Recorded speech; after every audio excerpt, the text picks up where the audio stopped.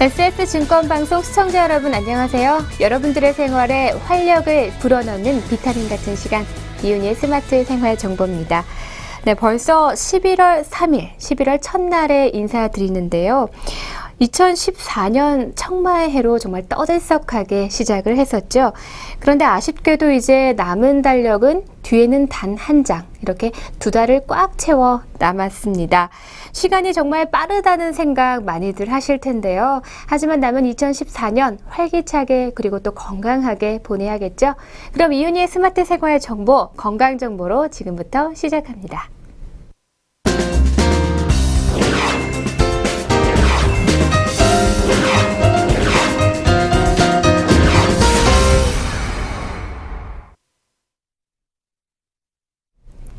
네, 첫 번째 소식은요. 핑계 없는 뱃살은 없더라 라는 이야기입니다.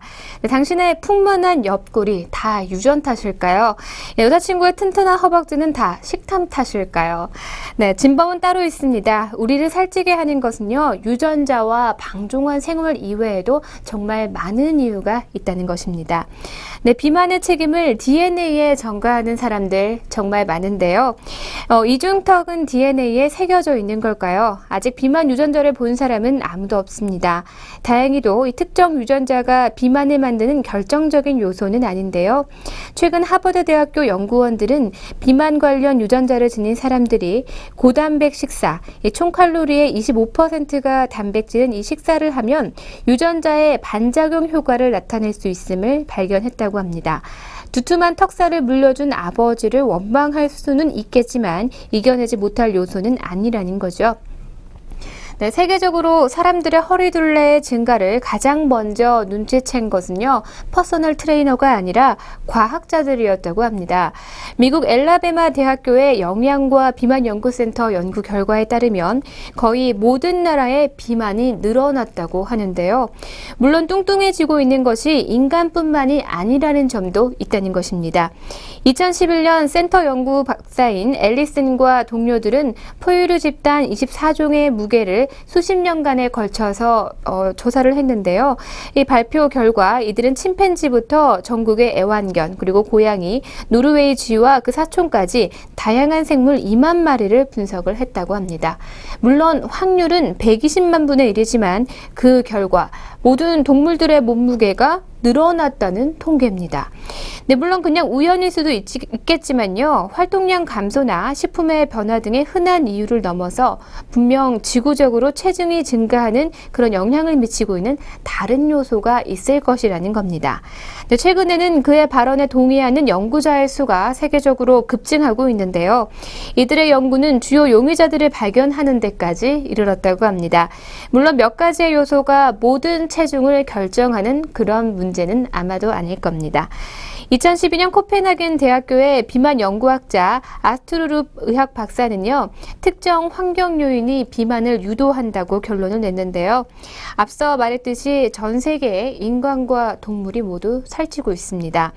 지난 5월 미국 해양대기관리처 연구원들이 발표한 일일 평균 이산화탄소 수치는 400ppm에 달했다고 합니다.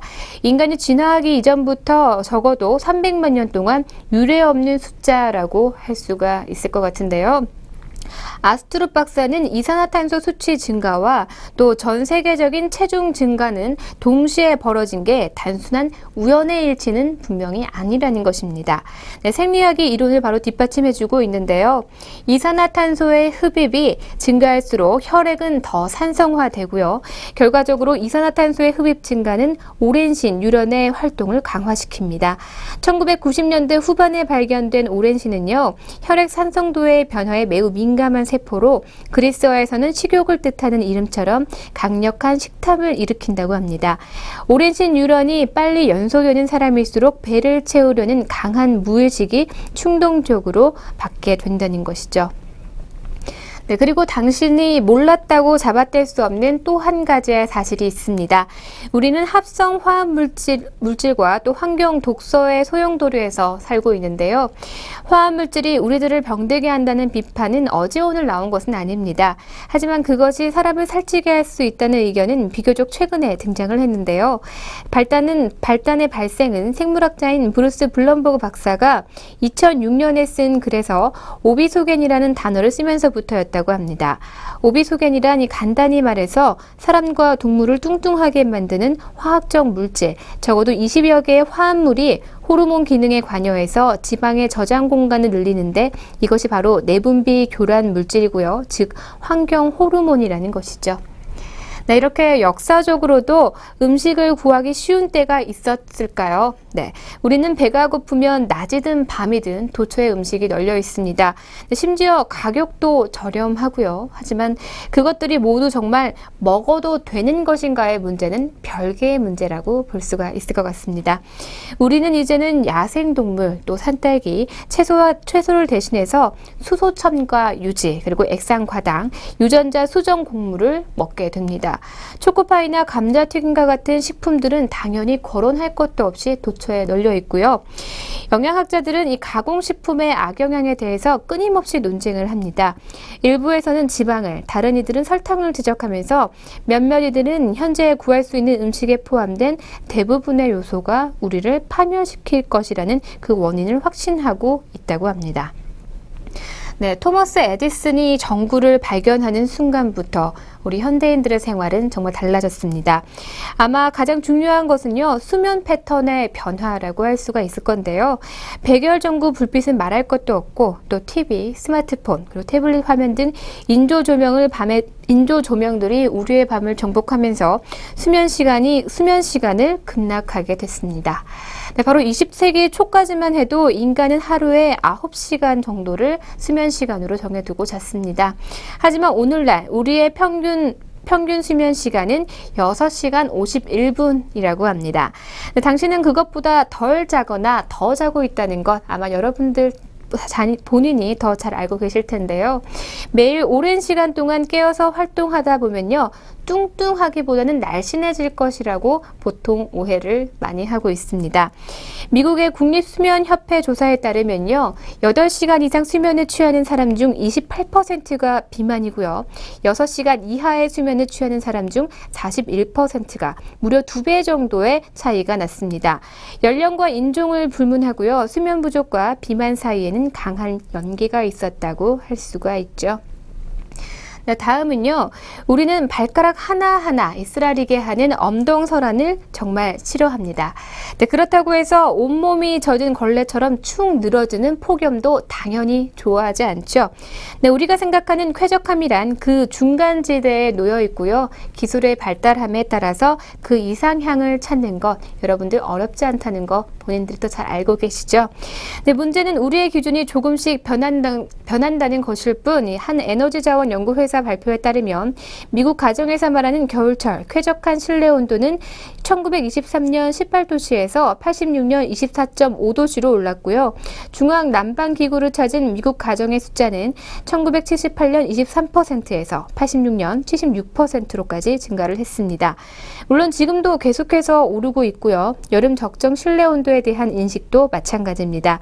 그리고 그 변화의 곡선은요, 비만도 증가와 평행을 이뤘다는 겁니다. 또 한 번 많은 연구자들이 이게 단순한 우연의 일치인지 아닌지를 의심했다고 하는데요. 양돈업자들은 모두 알고 있더라고요. 돼지들을 살찌게 하려면 겨울에는 따뜻하게 하고 여름에는 시원하게 해주는 게 중요합니다. 라고 앨리슨 박사가 말했다고 합니다. 네, 비만의 원인에 대한 궁금증은 나날이 분명히 증가하고 있습니다. 이제는 건강을 위한 다이어트에 대한 관심도 정말 증폭하고 있죠. 여러분들의 건강한 몸 그리고 생활 습관을 돌아보면서 점검할 필요가 있을 것 같습니다. 단순히 내 체질이 살찌는 체질이라는 이런 뻔한 핑계는 이제는 접어두셔야 할 것 같습니다.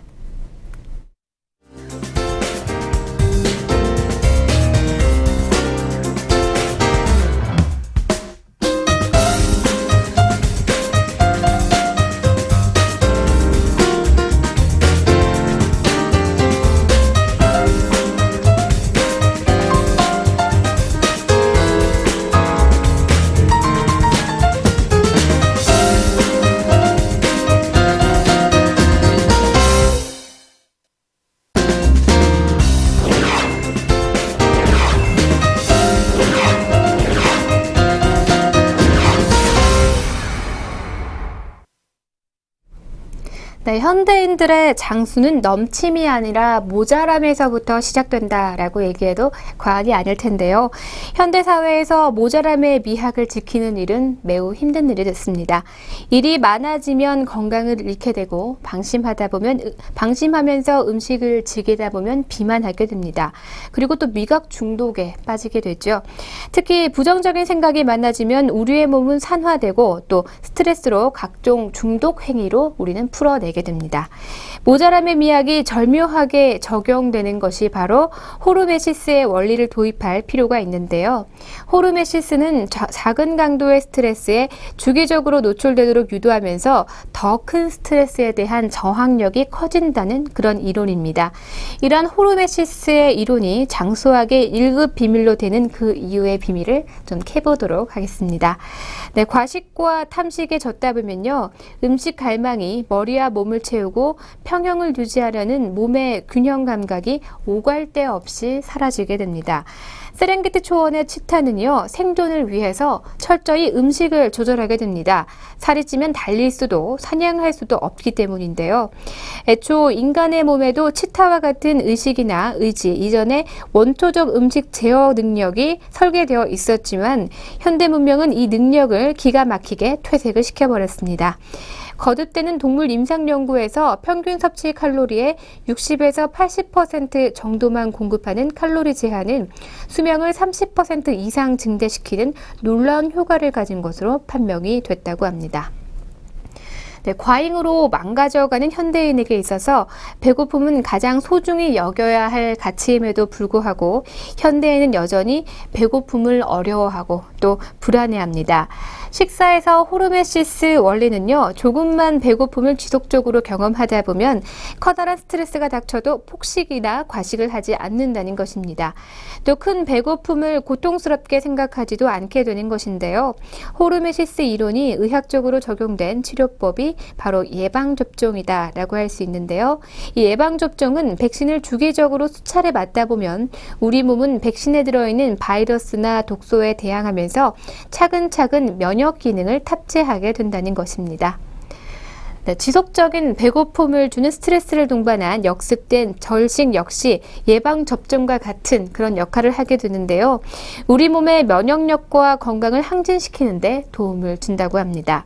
네, 따라서 호르메시스 원리가 적용된 식사법은 지연력을 높이고 또 마시멜로 식사법으로 추천을 할 수 있을 것 같은데요.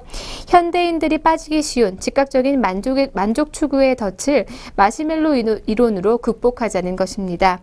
네, 호르메시스를 높이는 마시멜로 식사법은 바로 천천히 꼭꼭 씹기와 식사 순서를 재조명하는 것입니다. 많은 현대인들의 식사 시간은 대개 10분을 넘기지 못하는데요. 이때 유의해야 할 것이 빨리 먹는 것이 적게 먹는 것을 의미하지 않는다는 것이죠. 본인이 1인분을 그냥 빨리 먹는 것이 현대인의 식사 모습입니다. 이렇게 빨리 식사를 하는 이유는 심리적으로든 육체적으로든 폭식을 즐기는 욕구 때문인데요. 식사 시간이 20분 이상 길어지면 식욕 억제 호르몬인 렙틴 호르몬이 나와서 음식 먹기가 불쾌해지기 때문에 렙틴이 분비되기 전에 재빨리 음식을 먹어 치우는 것이죠. 네, 이처럼 음식을 씹지 않고 삼키는 습관은 또 비만과 직결되기도 합니다. 꼭꼭 씹으면 음식을 천천히 먹을 수밖에 없고요. 또 식욕 억제 호르몬 렙틴 활동이 충분할 여유도 만들어지게 됩니다.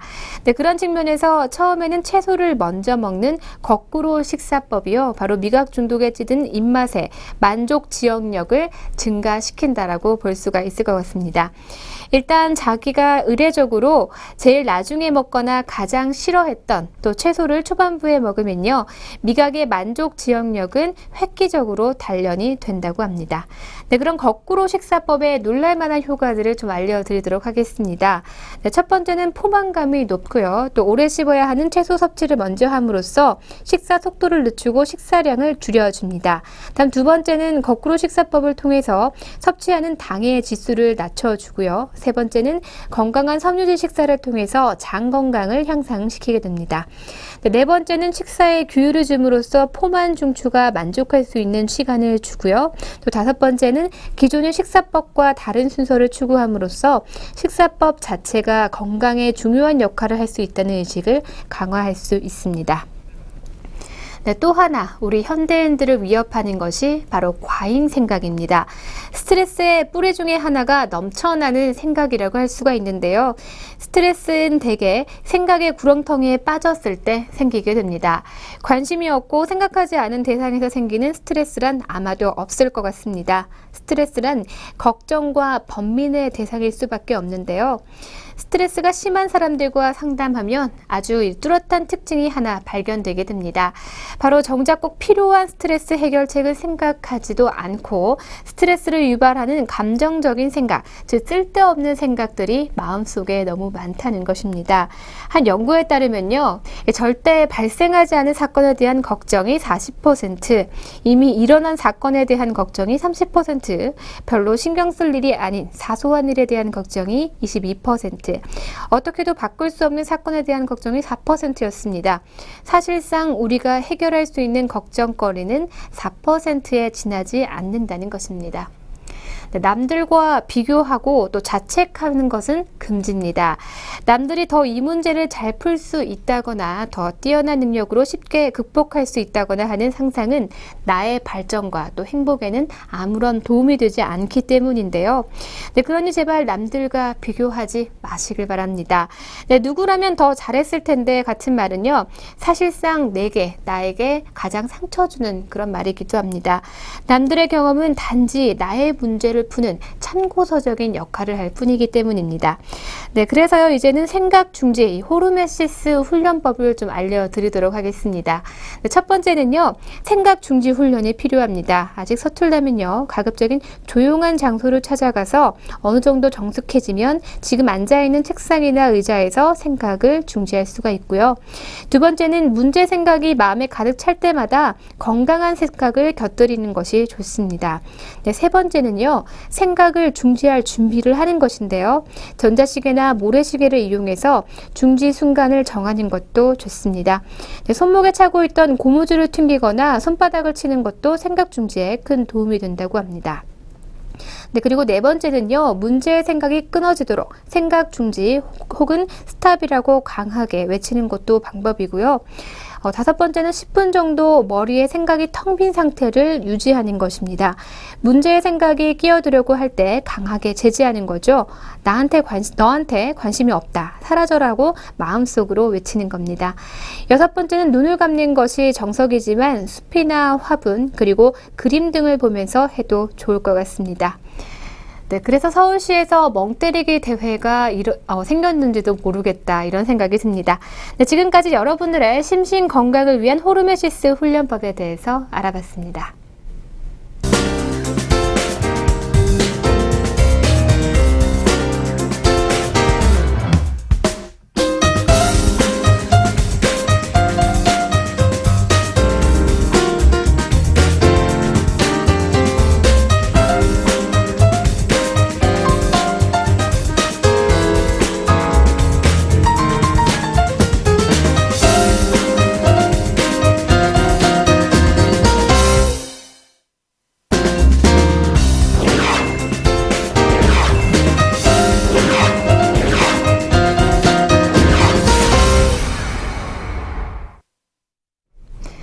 세 번째 소식으로는요, 지난 시간에 이어서 홍차 제대로 즐기기 두 번째 내용으로 함께 하겠습니다. 질 좋은 홍차를 샀다면 잘 보관하는 것이 중요할 텐데요. 홍차는 온도와 습도, 빛에 변하기 쉽기 때문에 캔이나 유리병 또는 도자기에 담고 밀봉해서 서늘한 곳에 보관하시는 것이 중요합니다. 홍차를 더욱 맛있게 즐기려면 티포과 찻잔은 반드시 미리 데워서 예열하시는 것이 좋은데요. 또 홍차를 우리는 물은 팔팔 끓여야 하는 것이 중요한데, 물이 끓으면 물의 산성 성분이 날아가기 때문에 차가 지닌 고유의 향과 색이 가장 잘 우러날 수 있다고 합니다. 그리고 신선한 물, 즉 산소를 많이 함유한 물을 사용하는 차 맛이 가장 좋다고 하죠. 홍차를 만드는 물 중에서 가장 중요한 것이 바로 산소 포화도라고 합니다. 흐르는 물을 사용하시는 것이 가장 좋고요. 정수기 물을 사용할 경우에는 물을 병에 담고 흔든 다음에 때문에 산소를 넣어주시는 것이 좋습니다. 그리고 갓 끓인 물을 사용하되 반복해서 끓인 물은 사용하지 않는 것이 좋습니다.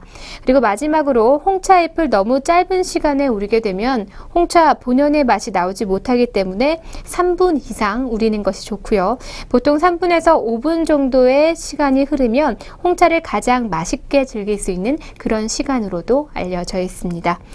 네, 간혹 우리는 홍차 속에 카페인을 우려해서 꺼리는 이들도 있는데요. 하지만 홍차의 카페인은 폴리페놀이라는 성분 때문에 인체에 흡수되지 않고 모두 다 배출한다고 합니다. 또한 홍차 한 잔에는 사과 6개 분량의 항산화 성분이 들어있다고 하죠. 그리고 영국인들의 경우에는 하루에 7차례에서 8차례 정도의 티타임을 갖는다고 합니다. 네, 그중 점심과 저녁 식사 중에 즐기는 애프터눈 티 차는요, 홍차 문화가 발달하는 데 가장 큰 공헌을 했다고 해도 과언이 아니죠. 특히 애프터눈 티는요, 각종 빵과 케이크, 그리고 샌드위치 등 3단 트레이에 담아서 간식과 함께 즐기는데요. 음식을 담는 위치와 또 먹는 순서가 있다고 합니다. 가장 밑에서부터 먹기 시작해서 위에 있는 접시에 디저트를 먹고요. 보통 1단에는 스콘과 샌드위치, 2단에는 케이크와 베이커리류, 3단에는 쿠키와 마카롱, 설탕에 절인 과자 등 달콤한 과자류가 놓입니다. 네, 물론 영국식으로 3단 트레이에 격식을 갖추지 않더라도요, 홍차 한 잔과 함께 이 과일이나 빵 그리고 떡 한 조각으로 오후에 출출함을 달래볼 수 있을 텐데요. 홍차 외에 허브티나 꽃차를 준비해서 아이와 함께 또 애프터눈 티를 즐기기에도 손색이 없을 겁니다. 네, 그래서 홍차와 관련된 그런 궁금증들도 있을 것 같아서 질문과 답변으로 준비를 해봤는데요. 네, 티백 홍차를 맛있게 우려내는 방법 없을까요? 있습니다. 홍차를 우려내는 시간에 관해서 이야기는 많지만 정작 자신에 맞는 맛의 홍차를 즐기기 위해서는 우려내는 시간 또한 스스로 여러 번의 시도를 거쳐서 찾아내는 것이 가장 좋은데요. 대부분 홍차 티백 뒷면에는 우리가 아는 시간이 3분이라고 표시가 되어 있지만 우리나라 물은 차가 빨리 우러나는 편이기 때문에 1에서 2분 정도면 적당합니다. 떫은 성분이 우러나올 수 있기 때문에 티백은 절대로 꾹 누르거나 흔들어서 짜면 안 된다는 것이죠. 네, 그리고 홍차의 상미 기간이 지났는데 마셔도 될까요? 라는 이런 질문도 있습니다. 홍차는 밀봉 포장과 낮은 상온에서 보관이 되는 것이 원칙입니다. 유통기한은 통상 3년 정도로 보는데요. 밀봉이 잘 되어 있는 경우라면 기간에 상관없이 드셔도 될 것 같습니다. 네, 찬바람이 코끝에 스치기 시작할 때 우리는 차 한 잔이 주는 여유와 또 고마움을 느낄 수 있습니다. 네, 지금까지 홍차 즐기기와 함께했습니다.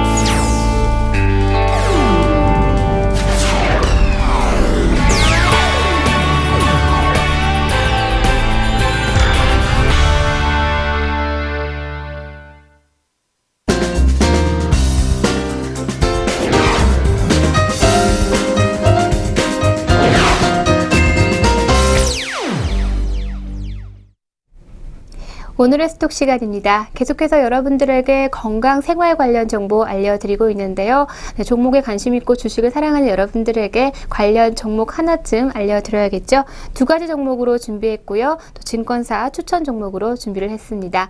네, 첫 번째 종목은요. 신한금융투자에서 추천한 종목이고요. 종목 번호는 013810 스페코입니다. 네, 스페코는 재생 아스콘 플랜트 부문에서 설비 생산 업체로 1997년 11월 코스닥 시장에 상장이 됐고요. 건설 장비 분야와 방위 산업 분야의 사업을 영위하고 있습니다. 플랜트 사업 분야의 매출이 동사 전체 매출의 95%가량을 점유하고 있고요. 매출 비중은 수출이 70% 이상을 차지하고 있습니다. DN 윈드타워 제작과 또 판매업을 하는 멕시코 현지 법인에 출자해서 풍력 사업에 현재 진출을 했고요. 코스피 상장사인 삼익악기 등 여러 업계의 계열사를 보유하고 있습니다. 있습니다. 풍력사업부문 턴어라운드를 시작으로 아스팔트 믹싱 플랜트 견조한 성장이 전망이 되고 있습니다. 3위 각기 지분 가치 미반영과 순자산 가치 대비 40% 할인 거래되면서 밸류에이션의 매력을 확보하고 있는 그런 종목입니다. 네, 다음 종목은요, 교보증권 추천 종목입니다. 두산인데요. 종목번호 000150입니다. 두산은 두산중공업 등 21개의 계열사를 포함한 두산그룹의 모회사임과 동시에 전자 비지 부문, 모듈 비지 부문, 산업차량 비지 부문, 정보통신 비유 부문 등 자체 사업 부문을 영위하는 사업형 지주 회사입니다. 주요 연결 종속 회사는 두산중공업과 두산인프라코어, 두산건설 등이 있고요. 자체 사업부의 고성장에 따른 영업 가치가 확대되고 있습니다. 계열사 매출 성장에 따른 브랜드 로열티 가치가 상승하고 있고요. 투자 자회사인 DIP홀딩스 자산 매각을 통한 가치 상승 등은 현재 지속 중입니다.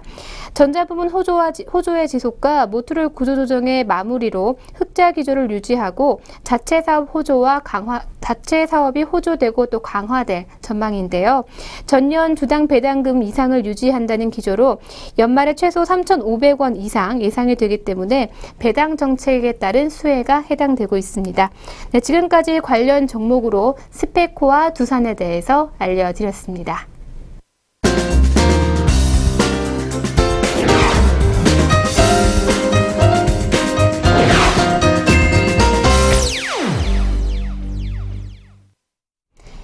여러분들에게 즐거움을 드리는 오늘의 펀앤피 시간입니다. 지금도 잊혀지지 않는 노래가 있죠. 바로 그녀를 통해서 우리는 감동을 받았고 또 깨달음을 얻었는데요. 그럼 영상으로 함께 만나보시죠. And I'm going to sing for you on Britain's Got Talent today. That's nervous. Yeah, sure, no. Yeah, well, that's not surprising, but you know, try. I've got a fighting mood, you know. At the moment, I live in London with my cat called Pebbles, but I've never been married.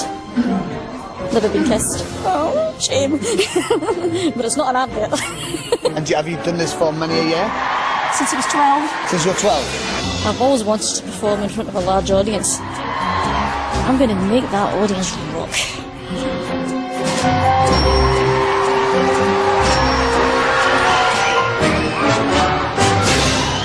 Hi, what's your name, darling? My name is Susan Boyle. Okay, Susan, where are you from? I am from Blackburn near Bathgate, West Lothian. It's a big town. It's a sort of collection of, it's a collection of villages. Had to think there. And how old are you, Susan? I am 47. And that's just one side of me.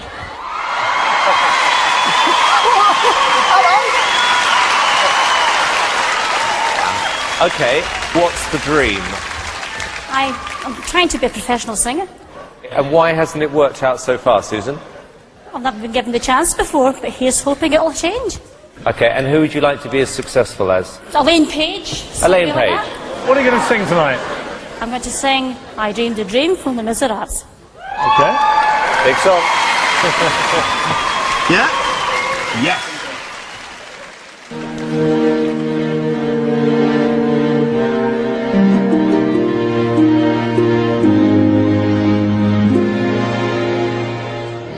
I dreamed a dream in time gone by.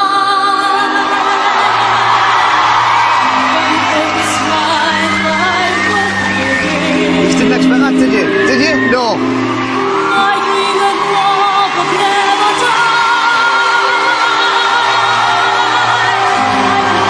I dream that love would be forgiven. I was young and unafraid when dreams were made and used and wasted.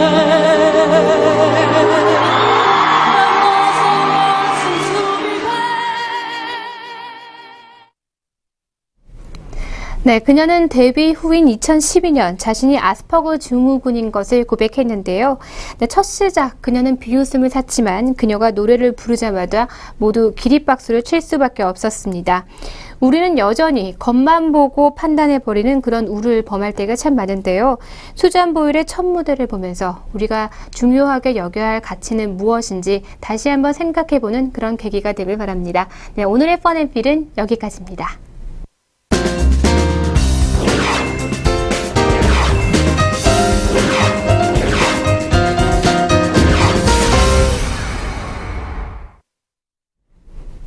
네, 11월이 시작이 됐습니다. 네, 오늘 함께한 시간 어떠셨나요? 앞으로 11월 한 달 꽉 채워 나가시길 바라면서 오늘 이 시간 마치겠습니다. 저는 내일 이 시간에 더욱 활기찬 내용으로 함께하겠습니다. 시청해주신 여러분 고맙습니다.